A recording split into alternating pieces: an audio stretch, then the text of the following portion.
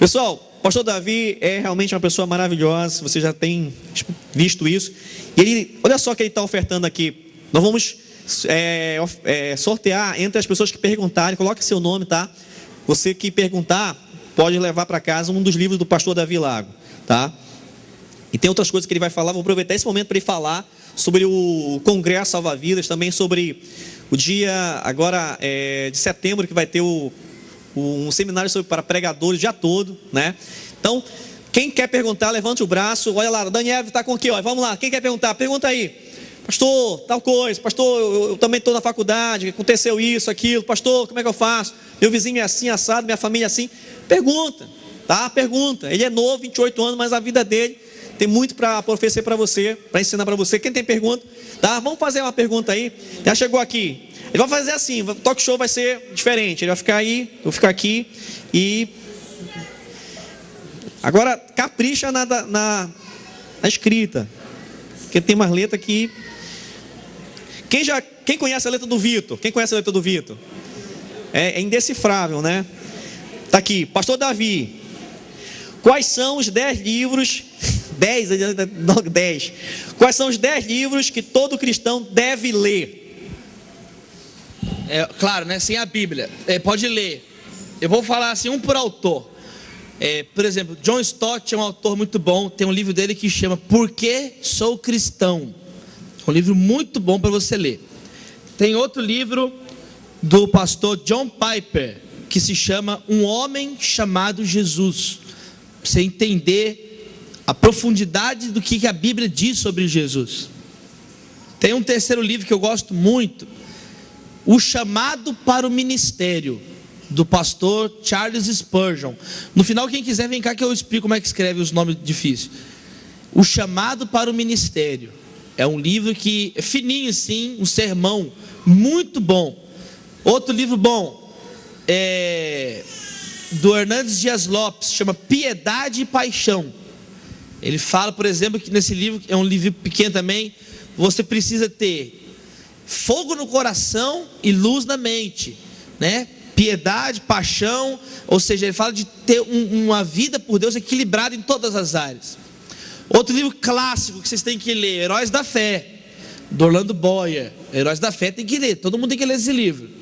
É um livro muito importante, porque traz o legado da igreja para os dias de hoje. Você vê experiências profundas que homens viveram com Deus, né? Coisas maravilhosas que nos inspiram. Tem um livro do Frank Barterman que chama Avivamento da Rua Azusa.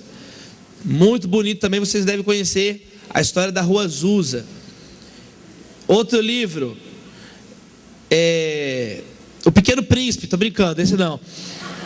Outro livro bom, deixe-me ver aqui, mais um, que é importante para o jovem ler. Eu digo demais também ler os livros Loucos por Jesus, do pastor Luci, né, o volume 1, 2, 3, 4, 5 até o 10, que são histórias também atuais, né, de pessoas do século 20, e gente viva, que é herói da fé, louco por Jesus. Muito legal você ler. Amém. Tá bom. É isso aí, tem que ler. E aí? A gente tá gravando, né? Se você não pegou tudo, depois você pede a fita. A gente vai passar para você. Tem duas perguntas numa só. Primeiro, o que fazer quando o adolescente, né? Seus 11, 13 anos, diz não querer vir mais para a igreja, tá? E outro, o que é um namoro santo? O namoro santo. O namoro é que não passa do limite do pecado, né? O pecado, gente, é desagradar a vontade de Deus, e Deus é tão claro na palavra. Lá, 1 Tessalonicenses 4, verso 3. Essa é a vontade de Deus, a vossa santificação. Então, por exemplo, uma coisa que eu falaria, eu comecei a namorar com 21 anos e casei com 24. Casei com a minha primeira namorada, que é a Natália. Porque eu decidi priorizar algumas coisas na vida. Quando eu tinha 15 anos, todos os meus amigos começaram a namorar, pegar todo mundo. A minha boca era apelidada de Homem-Aranha, de tanta teia de aranha que tinha na minha boca. Não ficava com as meninas, não ficava com as meninas. Você pode procurar todo mundo que estudava comigo na sala de aula, ninguém para falar, nenhuma pessoa para falar, porque eu não fiquei com nenhuma menina. Então, isso você tem que decidir. Eu decidi, eu vou levar a sério o meu casamento, a minha família. Então, quando eu tinha 20 anos, eu comecei a orar com a Natália. Com 21 eu comecei a namorar com ela. E aí, casei na luz de Deus com ela. Então você tem que decidir, namoro santo é isso, é de acordo com a vontade de Deus. Então assim, isso é importante, porque tem gente que pensa que o namoro é um passatempo. Quando você pensa que o namoro é um passatempo, é brincadeira, é tudo, é tão ruim, porque você vai ficar com trauma, você vai ver experiência com gente que depois você não vai casar, isso fica depois, lá na frente, traz ciúme, traz acarreta um monte de coisas desnecessárias. Então o que vale a pena é viver para Deus. E um adolescente que recusa ir para a igreja, o que eu poderia falar assim? O importante, em primeiro lugar, é Jesus alcançar o coração e falar de Jesus, porque não é obrigando vir para a igreja ou para atividade religiosa que for, entende? Eu não sei quem foi que fez a pergunta, que vai às vezes fazê-lo converter na marra, não, mas procura falar com o menino do amor de Deus, contar as histórias, falar da Bíblia, orar em casa, porque às vezes trazendo o menino à força, aí ele vai ficando com mais aversão. Então não sei, tem que ver direito o caso específico, mas geral assim, eu diria isso: o jovem ele dá uma maneira de levar Cristo ao menino, e não trazer o menino para a igreja apenas.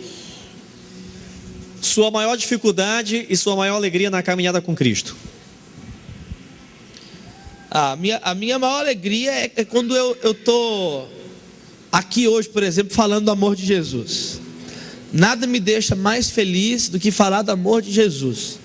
Então toda vez que eu prego, eu fico muito feliz, porque eu sei que eu estou cumprindo aquilo que fui chamado para fazer, falar do amor de Deus. Então nada me traz mais alegria do que isso. E agora, dificuldade, a gente tem muitas dificuldades, né? Por exemplo, eu perdi uma coisa que fiquei muito triste. Eu perdi o meu tio, que era meu irmão mais velho.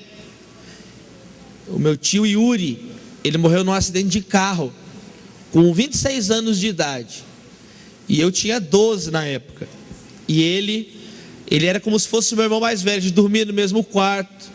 Então todos nós temos momentos de tristeza, ventos contrários. Jesus disse: no mundo tereis aflições, mas a gente tem que ter bom ânimo, né? Então assim, esse foi um momento muito triste, que eu era criança, e eu fiquei tão triste que meu tio morreu. Mas aí Deus, e isso foi muito importante. Hoje, por exemplo, uma das lições que você aprende com o sofrimento na sua vida, uma delas é que todo sofrimento que você passa na vida, ele pode se tornar um ministério na sua vida. Presta atenção, vou repetir: todo sofrimento que você passa na vida pode se tornar um ministério. Então, por exemplo, toda vez que eu fico sabendo de algum jovem que perde um irmão, eu vou lá no velório, só abraço e falo: olha, eu sei o que você está sentindo, porque eu também perdi um irmão.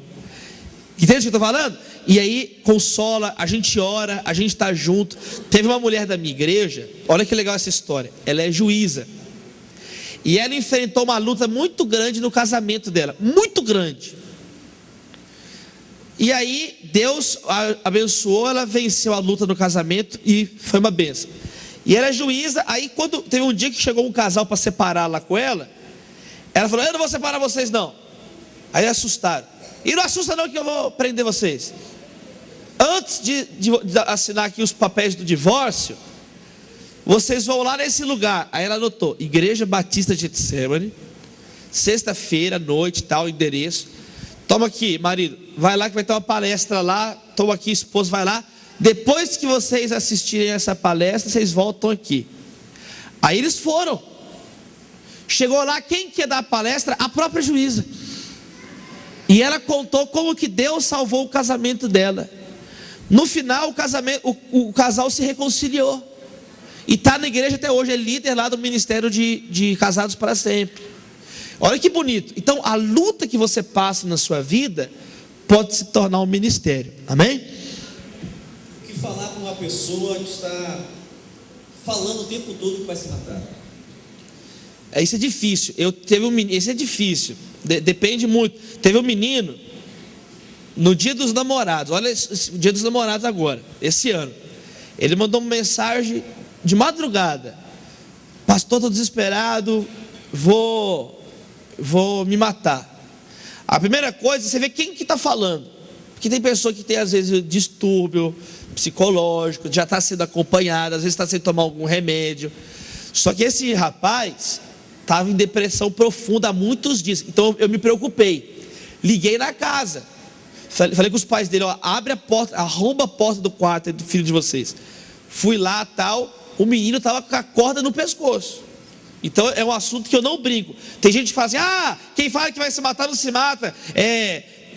Quem quer se matar se mata. Não é assim não. Eu levo isso a sério. Tenho um cuidado pastoral muito grande. Então, preocupação com isso. Fui lá. Eu fiquei com esse rapaz a noite toda, conversando com ele a semana toda. Aí no sábado foi dia dos namorados. Eu saí para jantar com a minha esposa e levei ele do lado. Não se mata não, hein? Fica aí. E jantando com a minha esposa. E eu fiquei com ele 24 horas. Agora ele está bem, saiu da depressão, está cheio de Deus agora. Mas eu acho que tem que acompanhar, tem que abraçar, amar a pessoa. Normalmente a pessoa que fala que vai se matar está num quadro de depressão. Tem 3 coisas que você tem que falar para a pessoa que está em depressão, que ela tem que se obrigar: comer, dormir e conversar com gente. Porque a tendência da pessoa com depressão é parar de comer, o sono ficar alterado, ou dormir muito ou não dormir, ficar com insônia e não quer falar com ninguém. Ela se isola. Só que isso aí é a receita do suicídio. A pessoa já está triste, não se alimenta, vai ficar fraca, não dorme, vai ficar mais fraca, não conversa, significa que ela vai ficar pensando um monte de coisa que é mentira. Então isso é uma coisa importante. Obriga a pessoa a comer, conversa com a pessoa que está deprimida, entendeu? Sai com ela, vê filme e dá sonífero para dormir. Amém. Agora, estratégias utilizadas no seu ministério para levar pessoas para a igreja e também para que aquelas que querem evangelizar, mas são tímidas, possam aplicar para começar um trabalho, um projeto, um ministério. A timidez é muito sério. Tem um curso que a gente dá lá na igreja que chama Evangelismo Subversivo. Eu posso mandar para você as lições. Aí tem uma aula que é só sobre a timidez. A gente pega todos os textos da Bíblia que falam sobre coragem. Então, por exemplo, sabe o que aumenta a nossa coragem? A oração. Paulo fala assim: orem por mim para que eu tenha coragem para pregar como me foi confiado. Então a oração, ore para ter oportunidades, ore para Deus quebrantar o coração das pessoas, ore para você ter as palavras certas na sua boca para pregar, para você falar as coisas certas. Então isso é muito sério, a oração. Outra coisa, o conhecimento. Quanto mais você conhecer a Bíblia, mais segurança você tem na hora de pregar. O obreiro que maneja corretamente a palavra da verdade não tem do que se envergonhar. Então, quanto mais conhecer a Bíblia, é outra coisa que ajuda a vencer a timidez. E você é ser cheio do Espírito Santo, você vai ficando intrépido. Agora, estratégia, tem várias estratégias legais. Tem várias. Uma delas chama Ministério X9. É um ministério que fica de olho em quem está faltando no culto. Aí vê quem está faltando no culto e dedura a pessoa, X9. Aí a gente vai atrás dessa pessoa. E a gente procura pegar o talento que a pessoa tem e transformar tudo, qualquer talento, dá para transformar em alguma coisa evangelística. Eu vou distribuir sábado agora um negócio muito legal, desafiando o jovem a orar. Qualquer pessoa que nunca orou, orar. Sabe no hotel que você coloca aquela placa na porta assim, na maçaneta, não perturbe, sabe? Nós mandamos fazer uma plaquinha, não perturbe, estou orando. E vamos distribuir para os jovens e desafiar, dar para as pessoas, desafiar as pessoas a orarem para conhecer a Deus. E aí tem um monte de coisa. A gente sai para evangelizar satanista. Aí teve um dia que a gente foi evangelizar o satanista. Aí estavam tudo lá, satanista. A gente chegou assim, o salva-vidas. Aí eu falei assim: viemos em paz, leve-nos ao seu líder. Não falei isso não. Eu falei assim: a gente vai falar de Deus para vocês. Aí tinha uma menina no grupo que falou com o menino assim: posso te dar um abraço? O menino estava todo com camiseta de banda satanista, garrafa de pinga. Ela falou assim: posso te dar um abraço? O menino não falava nada. Ela foi e abraçou esse rapaz. Abraçou ele. O menino começou a chorar, a gente abraçou. Os outros foram embora. Ficou todo mundo abraçado, chorando com o menino. Aí a gente perguntou: por que a gente está chorando para ele? Ele falou: porque eu nunca recebi um abraço. Então ele tinha 15 anos de idade. Vai saber o que esse menino passou na vida para estar ali sábado, meia-noite, na rua, enchendo a cara com 15 anos. Então às vezes a estratégia é a coisa mais simples: é você dar um sorriso, é você dar um abraço, e Deus te usa. Amém, querido? Agora eu vou tentar aí uma pergunta, vou tentar sintetizar várias. Qual seria, claro, o pessoal está perguntando, a sua disciplina espiritual, como se vê amenizar os problemas dos pensamentos impuros, e como fazer com que essa motivação, a gente disse que hoje recebeu de Deus algo muito precioso, mas não quer desanimar. Então, um trecho, subperguntas, qual seria a resposta? Bom, disciplina. Eu acho que você tem que ter disciplina para as coisas de Deus. Preste atenção nisso. Você não veste roupa para sair de casa? Você não pode sair sem roupa, você vai ser preso. Atentado violento ao pudor e feiura também, vou te prender. Teve uma menina que falou assim: nossa, eu saí tão feia nessa foto. Não, você saiu feia do útero, é diferente. Você veste roupa. Agora é engraçado que às vezes a gente sai sem orar de casa. Orar é uma disciplina. Você querendo ou não, você veste roupa. Você não quer escovar o dente, mas você tem que escovar o dente. Então você vai dar bom dia, a pessoa vai desmaiar. Então você se obriga a escovar o dente. Ah, eu não quero pôr roupa, mas você tem que pôr a roupa. E vida com Deus tem a parte da disciplina. Ah, eu não quero orar, mas você tem que orar. Ah, não estou sentindo nada, mas você tem que ter disciplina. Por isso que chama disciplinas devocionais. Eu, por exemplo, leio a Bíblia todos os dias. Leio capítulos da Bíblia, riscando, anotando. Só que domingo à tarde e sábado pela manhã, eu estudo a Bíblia. Eu faço isso desde adolescente. Sábado de manhã, domingo à tarde, depois do almoço, eu vou para o meu quarto, pego os livros e estudo. Então você vai criando uma rotina, né? Anotar. Outra coisa que é importante: ter um caderno de oração, porque você vai anotando o que Deus fala com você, anotando o que você está lendo na Bíblia, anotando o nome das pessoas. Isso te motiva. Ah, eu tenho que voltar, tenho que anotar no meu caderno o que Deus respondeu de oração. É uma outra coisa muito importante, você ter um caderno de oração e de intercessão. E para você não desanimar, são várias coisas. Disciplina devocional é uma delas. Outra é compromisso com a igreja. Se você tiver compromisso com a igreja, você não desanima também. Sabe como é que você tem compromisso com a igreja? Entregando dízimos e ofertas, participando dos cultos, submetendo a autoridade dos pastores. Tudo isso vai ajudar você a não ser fogo de palha, porque isso é alicerce. Se você tiver alicerce de oração, contribuir, vir ao culto, pegar o conselho do pastor, ter amizades espirituais, amigos de Deus, andar com gente que te puxa para cima, andar com gente melhor que você, que vai te puxar para mais perto de Deus. Teve um dia que eu fui num lugar pegar caranguejo. Quem já pegou caranguejo? Aí o pessoal foi pegar caranguejo e a gente colocava no balde. Aí eu falei com o cara: não vai tapar o balde? Ele falou: não. Eu falei: mas vai sair o caranguejo? Ele falou: não vai, olha. Aí eu olhei. O caranguejo que está escalando para sair, o caranguejo baixo puxa ele volta para baixo. Tem amigo caranguejo. Você tem que buscar a gente que te puxa para perto de Deus, não é gente que te chama só para fazer coisa errada. Então, disciplina devocionais, compromisso com a igreja, amizades espirituais, ministério e outra coisa, por último, confissão de pecados. Você sempre abrir o teu coração para Deus, sempre ter a disciplina de confessar os seus pecados a Deus, pedir santidade. E pecado de estimação, que você sozinho não consegue abandonar, procure a ajuda das pessoas maduras na fé. Procure, abra o teu coração. A Bíblia fala, confessa os pecados uns aos outros. Procure o pastor, seus pais, gente de Deus que vai te ajudar. Porque só de você expor, vai ajudar a curar. Amém, gente? Isso que eu falei são alicerces. A pessoa não é fogo de palha quando ela tem alicerces. Jesus ensinou isso no Sermão do Monte. Se você tiver alicerces, você fica. Fale um pouquinho dos ministérios, né, que o senhor está à frente, com a equipe da GCM. Tem o teatro, tem o Salão do Gol, tem os... A gente procura ter várias frentes diferentes, juntando os talentos. Teatro.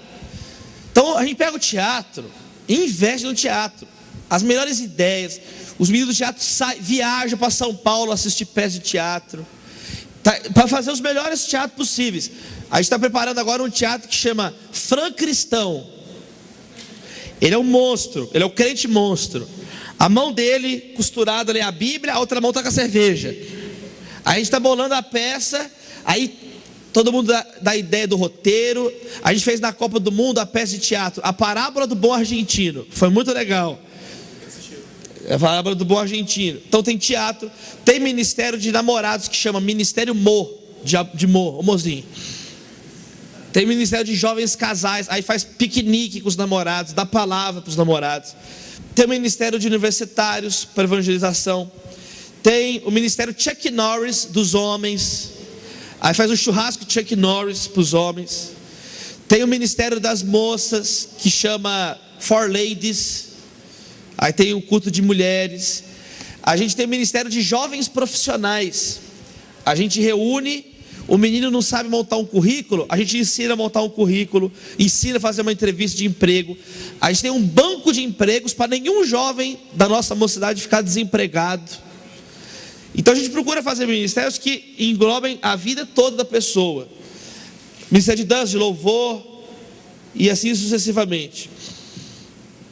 Olha só, essa vai ser a última pergunta, tá? A gente tem dezenas aqui, mas a gente vai passar. Passa que eu mando a resposta.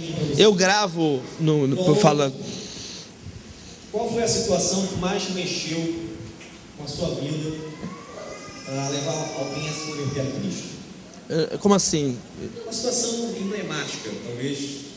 Tem essa questão do rapaz que quer suicidar, né? Alguma pessoa. Essa história toda. São várias histórias, Umas três aí. Tem uma moça que ela é dançarina de polidense. E a gente começou a evangelizar ela. Ela ligava 4 da manhã, pedindo oração, dentro da boate. Eu não sabia nem como é que orava. Deus, ora, porque a pessoa para não cair do poste. Eu não sei nem como é que orava por isso. A menina de Deus. Tem um amigo meu da faculdade, que esse eu acho muito legal, porque ele conviveu comigo 5 anos na faculdade e 7 no mestrado. E ele não acreditava em Deus, agora acredita em Deus. Então isso é legal. Eu acho que esses testemunhos são legais quando a pessoa está perto de você. E outro caso legal é a família inteira de uma mulher que trabalha na minha casa.